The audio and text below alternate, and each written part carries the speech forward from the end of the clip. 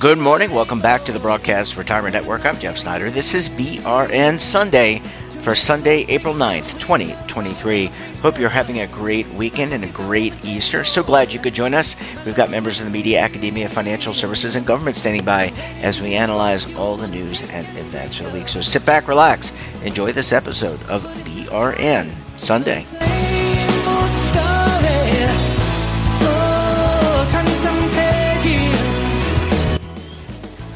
Well, we're going to kick things off as we always do with a look at what's happening on Capitol Hill in terms of legislation, regulation, litigation, and arbitration. Joining us on the line, you know them as the Legal Eagles, but we also fondly know them as David Levine, Kevin Walsh. Both are principals with Groom Law Group. That's an employee benefits law firm based in Washington, D.C. Gentlemen, great to talk to you. Happy Easter if you celebrate, and happy Easter to our audience. Thanks, Jeff. It's great to be on. It's also Master Sunday to others who celebrate that holiday, and it's an exciting time to be in the world of benefits. Well, thank you, Kevin, and thanks for that very kind. Good morning, David. Let's talk to you because welcome back to the program, by the way, and also thank you. I think the question that I get often, I'm sure you guys do, is guidance. When are we going to get guidance around secure? Because we got secure, but when are we going to get guidance? So what are you hearing? Sure, absolutely. And I will say happy Easter. I know it's Ramadan. It was just Passover. It's been a religious period. So, and Kevin, of course, has his master's religion as well. So we have to include that as well. That is the $1 million question. To quote one of the regulatory agencies when they give presentations, the word is soon. Although soon can have a very elastic meaning as to what it means. Maybe a good thing to do, if it's okay with you, Jeff, is sort of step back and say, well, where are people really waiting for guidance, and when do we think we're going to get it? Because a couple things, like what have we seen on Secure 2.0? Like this is more of a focus, ironically, at this point, to me, on the IRS than the Department of Labor. We spend so much time on DOL when we talk with you, but IRS, a lot of it's in their court, and they are working hard at it. The first example I'll give is age 73 required minimum distributions. We went from 70 and a half to 72 in Secure 1 to 73 in Secure 2. The IRS put out some relief guidance, but it really didn't get to that much for plans on required minimum distributions. And there are still people out there who are still working to get their systems updated for age 73. It's not as easy as just flipping a switch, as we all know. And hopefully the IRS will come out with some guidance soon that talks about what if you paid a distribution and did the withholding differently, or you told people it wasn't eligible for rollover. I think that type of guidance I would hope would be coming soon. I'm going to use the word soon a lot today, but I think that's a priority item because for the small group of people who are impacted, who are not subject to RMDs this year, who would have otherwise, this can impact whether they can roll over money or not. And I think you will be hearing more as the year passes, thankfully. And I think in a note of appreciation, most people recognize it takes time, but I think that is one thing we are waiting for guidance on. I think that will be soon. Another one that the IRS, I believe, has said in public comments is they were pretty far down the road on before Secure 2.0 passed was long-term part-time employees. In English, you can say in a 401k, and 403b has some different things, but 403b is implicated in this as well, that you need to work 1,000 hours in order to be able to be in a plan, to be able to make contributions. And Secure 1.0 said, well, if you have an employee that works 500 hours for 3 or more years, you have to let them in the plan. The idea is to get people saving even if they're not full-time employees. The IRS was working, as they've said, very hard on this, and they were very close to issuing guidance. And Secure 2.0 comes along and says, well, we're actually going to change this to 2 years but there's some transition in 2024. So the IRS is working on this guidance. One of the biggest items that's out there at this point on this list, and it's a point of concern, is many plans, especially if you're in a company that has many different locations, like you're an industrial company or something like that, will say, this is the plan for everybody who works at X location. There is concern, and people think it's not supported by the language of Secure 1.0 and 2.0, that the 500-hour rule could be the mouse that eats the elephant, because you could then say, well, anybody who works 500 hours, who cares if they're in this classification of employees who are normally eligible, should be eligible for a plan.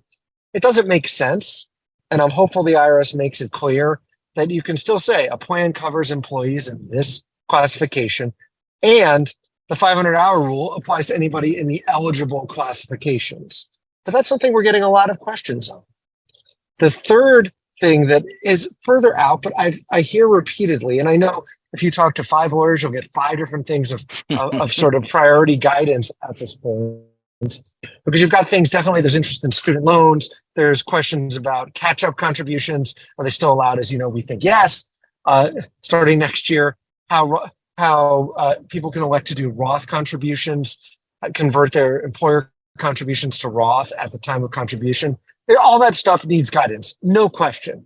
But one other one that I think is a sleeper, but I've heard a lot of interest on, is the requirement that I believe it's in 2025. And you'll say, why are you raising this? And I'll explain that in 2025, there's an automatic enrollment auto increase mandate that goes into effect for plans created on or after, I believe it is December 29th, 2022, the date of enactment of Secure 2.0.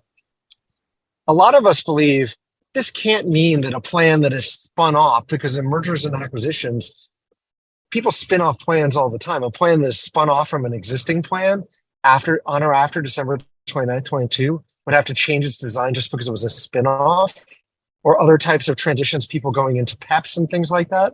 But we don't have clarity. And I think there's a lot of interest and concern, because even though it's still a year and 9 months away, this could have material economic impacts. It could impact how deals were done. And it could really impact growth of savings in the retirement system, where people will say, well, I'm not sure I want to do transactions or structures if it means I'm going to be subject to automatic enrollment, which can drive up match costs and everything like that. So in short, those are 3 things. Now, when are we going to get this? I think we will start to see things from the IRS, and this is me without any solid basis. In the next 2 to 3 months, I think we will see more guidance. But beyond that, I think we have to wait and see. I know a lot of stakeholders are meeting with the regulators. I know we have clients that are meeting. We know a lot of other groups are meeting. I think that's the takeaway. So what's the takeaway for you if you're a plan sponsor right now? If you're a plan sponsor, again, my favorite word on Secure 2.0 is breathe. It takes some time.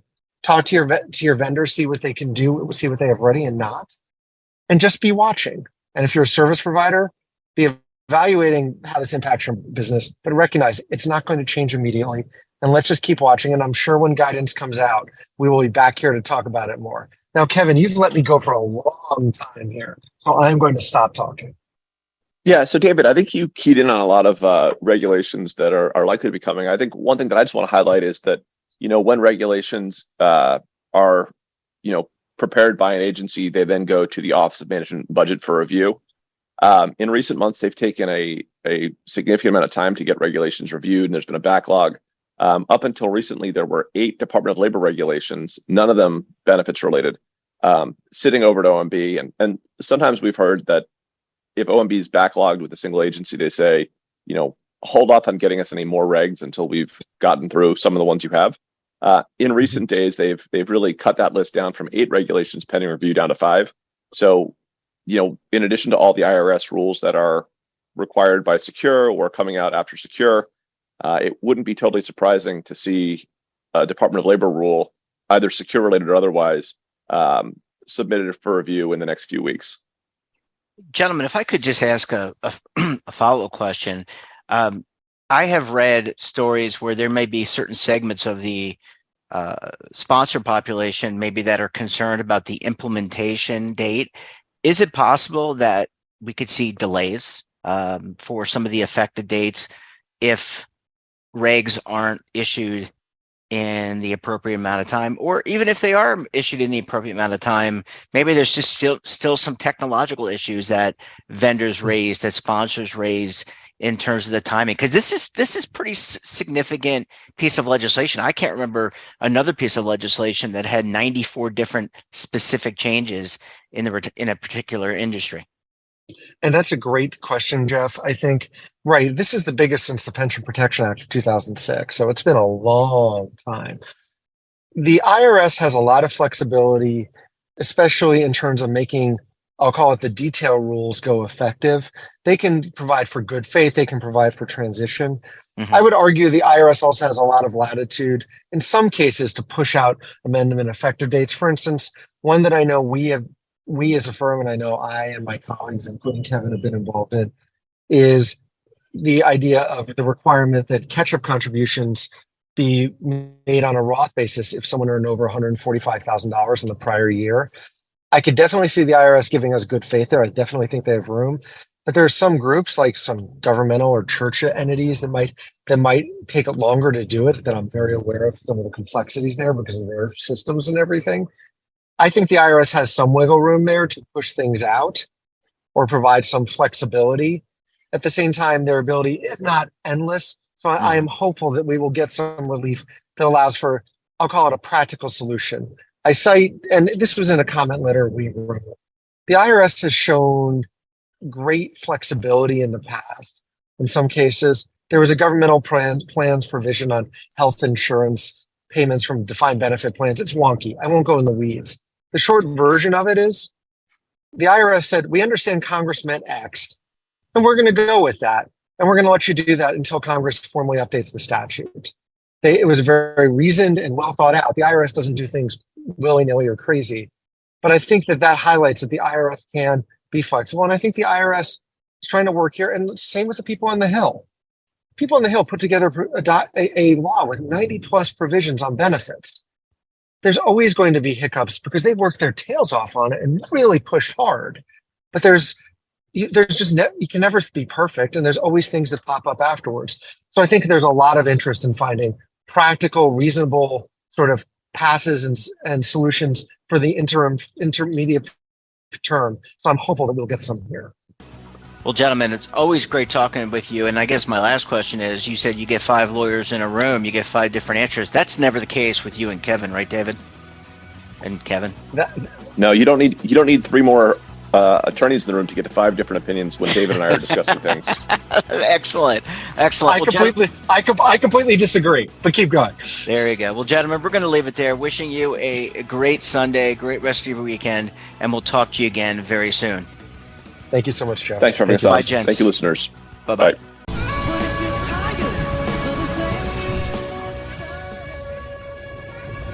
Imagine a new television network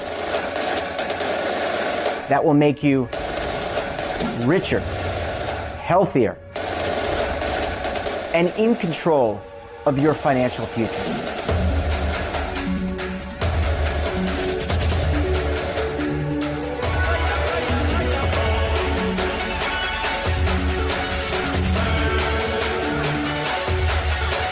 This network is for the policewoman in Nashville, Tennessee, the baker in Dubuque, Iowa, the teacher in Lexington, Kentucky. We want to make the idea of savings and retirement culturally relevant. But what do you see as a defining issue of the midterms? Especially for the smaller businesses. I mean, they are the lifeblood of the American economy.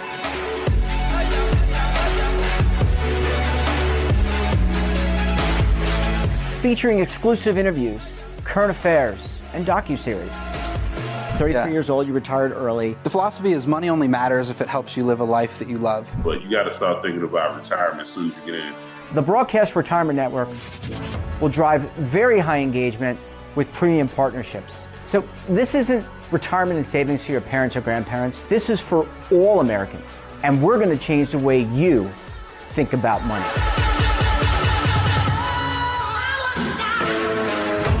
Welcome to the next frontier of retirement and savings. This is BRN, the the broadcast retirement network. Are you stuck with a low credit score? A credit report and score that's causing you to be denied credit or pay higher interest rates than others for the same things? Then do what Terrence did and call Credit Repaired for your free credit evaluation to help restore your credit. I started thinking about buying a new house, and my score wasn't where I needed it to be. I called and spoke with one of the representatives, and we just had a good conversation, and I liked what he was saying. Just one call for his free credit evaluation was all it took to start back on the track to repairing his credit. I'm seeing the deletions and I'm getting the report, so I know something's being done. It does make a difference to me. All it takes is one call to get started. Credit Repair has given me a second chance to have a better credit score. Don't let a low credit score hold you back another day. Do what Terrence did and make the call for your free credit evaluation. Call 800-819-4152. That's 800-819-4152. Again, 800-819-4152. Welcome back. Joining me now to discuss this and a lot more, Bob Colley is with Colley ESG. Bob, always great to see you. Thanks so much for joining us this morning. It's great to be here, Jeff. Haven't spoken in a while. It's good to talk. It has been a little bit of a while, and you're actually joining us from the States. So you're no longer, right now, you're not in England. You're in the United States in the West Coast. That's right. It's a split personality. I'm half American, half English. So you never know where I'll be next. Well, that's awesome. And I hope you take advantage of everything and you have a nice vacation or whatever you're doing. All right, Bob, I want to ask you the question that is often asked. You probably hear it from your clients. I hear it indirectly through reading articles. Could sustainable investing for retirement increase or decrease your investment? And I want to get your reaction to that statement and get your thoughts on this. That's a question that I'm sure you've asked about every topic that you've had, whether it's this theme or that theme, going, small cap, large cap, whatever it is, going back as long as you've been doing these programs. Every idea that comes up, is it going to increase your returns or not? And as you know, the way markets work, as soon as somebody's figured out a pattern, that's in the price. And so we can look at history and say over certain periods of time, it's been a really good idea to invest in oil stocks. And at other times, it's been a really bad idea to invest in oil stocks. And that's partly to do with the cycle of the industry, and it's partly to do with markets price new information eventually. They don't do it instantly, but markets are pretty efficient. And they're good at putting price in. There's a lot of new information coming out about ESG right now. So anything we learn about looking at the history of the returns from ESG, that's going to be different going forward because the market is increasingly putting that stuff into the price. Well, Bob, there's a lot of negativity and a lot of protivity on the issue of ESG and sustainable investing. We're not going to wade into the politics here. I think that's kind of below our pay grade. We want to talk about things that we can actually look at that are substantive. I want to ask you something you mentioned and really appeals to me, which is any investment that you or a particular individual is going to invest in, he or she is going to ask that question to themselves and to their financial advisor. Does that asset class, does that particular investment mean it's going to increase the value over time? Yeah. And so with ESG, I think we're going to find periods when it will deliver better returns, and we're going to find periods when it delivers worse returns. And part of that is the natural cycle. Part of it is just that as things happen, like the war in Ukraine, no one really anticipated that. Suddenly oil prices go up. That's going to help oil stocks in the short term. Long term, that might not be the pattern that's happening. And so we're going to see ups and downs with ESG investing. The one thing I want to say about ESG investing, which applies to absolutely every investor. So whether you're very environmentally conscious as an individual, whether you think it's all a load of kind of overstated nonsense, wherever you sit on that, the one thing you have to realize with all of these factors is that they are financially material now. And so depending on the company you're in, it might be how efficient are they at using energy? Are they generating a lot of carbon emissions? Or it might be social factors. It is the board made up of a wide range of individuals, gender diversity, racial diversity, and so on, is the board. Does it treat its employees well? This matters financially. It's not just an issue of, I feel good about investing in companies that treat their employees well. there's a financial impact from how companies treat their employees. And so in that sense, ESG investing isn't something that's kind of sitting over here as a different way of doing things.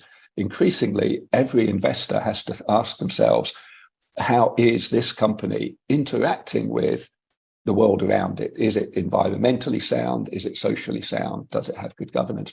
And so more than this question of ESG as being somehow a new theme that's going to generate better returns or worse returns, it's a realization that there are a lot of other factors that we need to start taking into account when we assess any investment. But really great points, Bob. I want to ask you about evaluation, and you talked a little bit about, we have talked numerous times about transparency and data, and that seems to be changing. I know you look at the European Union, you look at the States, I think the United States, they're looking to get more transparency or provide more transparency, develop standards. That being said, how do you evaluate the fund performance over time? Because in any new market, there's got to be an evolution. So how do you do a comparison with limited information today when you do that 5-year look back that is so famous in the investment world? That's right. And so the point I think you're raising here is that I mean, on the bottom of every investment, there's the disclaimer, and it's true. This isn't just kind of words that you're required to put there. It's absolutely true that past performance doesn't necessarily tell you anything about the future. And it certainly doesn't tell you, if something's doubled every year for 5 years, it definitely is not telling you that it's going to double every year for the next 5 years. So you have to look at any historical data with it's meaningful. It tells you something. It doesn't tell you the whole story. And that's doubly so when it comes to something like ESG, where the landscape has moved so quickly. So, 5 years ago, what the ESG investing involved was basically it was trying to work out what information you even had. You were working with a very limited data set. Now, we're still not where we want to be, but there's much more data available. You have a better idea of what companies are doing, what their policies are, how they're approaching these questions. And so what was happening 5 years ago isn't really the same market that we're dealing with today. And so that track record from even back then is even less meaningful in this space than it is for any other investment. Yeah, and Bob, I want to ask you, the debate that you and I have been a part of for, I don't know, since the beginning of investing, active versus passive. Is this an example where the manager, because it's a evolving market and there's not as, the information that I have may be very different from the information that you have as an investor. I think the market's trying to change that, but it's taking time. Is this an area, and I don't want you to say whether one is better than the other, where active could have an advantage over a passive or index product because it's so new? Yes, and the thing with active and passive is not, is one better than the other? The market needs and benefits from having the choice of both, and for some people one's better, for other people the other one's better. So I'm not going to jump in one or other is always better, but it is, when it comes to that mechanism that I've spoken about of putting the information into the price, it is the active investors that do that. The passive investors are stabilizing prices, but it's the active investors who are saying, oh, this particular theme is overpriced or underpriced in the market, and they're the ones who take the new information and put that information into the price. So that's the role that the active community plays, and it's a good role. The market needs it. So definitely, yes. That's when you have a changing landscape like this, active investment, it is definitely key to making that work. And the investment industry really has changed. I mean, when I was growing up in this industry, there was always these, and it's still to some extent the case, but there are always like these asset managers, these portfolio managers who were heralded as the next great thing. I'm not going to name them, but we've all heard them over the last 30, 40 years, maybe even longer. But really now, with the need for all data and the need to use analytics, it's really a team approach. So the fact of the matter is Bob, even if you're the biggest pension fund in the world, which I think is a Japanese pension fund, you're probably not going to be able to meet XYZ company's entire team, the 100 plus analysts that are covering ESG, covering a particular sector of the sustainable investing landscape. Absolutely, but this is just about every industry or every large industry, the degree of professionalism, that the approach that's being taken, it's evolved so much over the last 30 years, the last 50 years. It is just, the investment world is not what it was. And there's still a lot of room for human intelligence, but it's human intelligence using machines. Some of the things that used to give you an edge in investing, the machines have taken that over. The machines also open up new ways in which humans can develop an edge. So it's still a human game, but it's a humans plus machines now, as opposed to humans or machines. And Bob, that is an interesting topic that I want to bring you back for maybe next month. We could talk about the use of artificial intelligence. That would be an incredibly interesting conversation beyond just sustainable investing. Bob, we're going to have to leave it there. Always great to see you. Enjoy your trip on the West Coast, and we look forward to having you back on the program again very soon. That's been great. Thanks, Jeff. And that wraps up this episode of BRN Sunday. Have a topic of interest, someone you think we should talk to, drop us a line. And don't forget, for all the latest curated news and lifestyle, wellness, finance, tech, so much more, all in one place, check out today's edition of our daily newsletter, The Morning Pulse. Want to search our archives, check out our latest content? We'll visit our website and, of course, all of our streaming partners. We're back again tomorrow for another edition of BRN AM. Until then, I'm Jeff Snyder. Stay safe, keep on saving, and don't forget, roll with the changes.